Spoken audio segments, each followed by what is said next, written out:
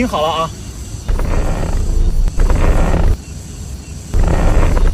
听到没有？打方向有异响，明明很好解决，但是你去修理厂，你猜他敢收你多少钱？我们打个电话问一下。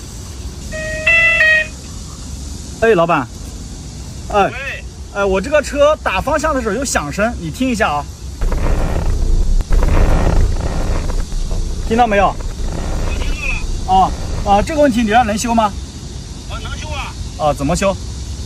你这个呀，得先换个方向机，换个下摆臂，你再做个四轮定位。对了，那个减震器也得换，要不然方向失灵就麻烦了。多少钱？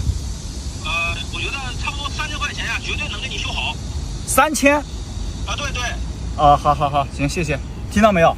明明几十块钱就能搞定，居然报价3000，太坑了。今天呢，我就来跟大家分享汽车上几种异响到底怎么解决。注意看啊，以后你的车遇到这种问题就不会被坑了。第一，冷车启动时吱吱吱吱响，一般是这个皮带老化了，50块钱换一条皮带，问题就能解决。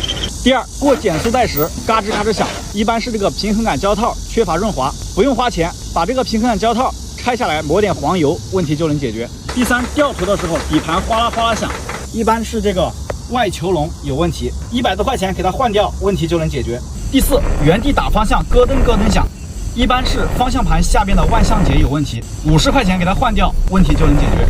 第五，跑高速时噪音特别大，像开飞机一样，挂上空挡响声也不会变小，80块钱换一个轮胎轴承，问题就能解决。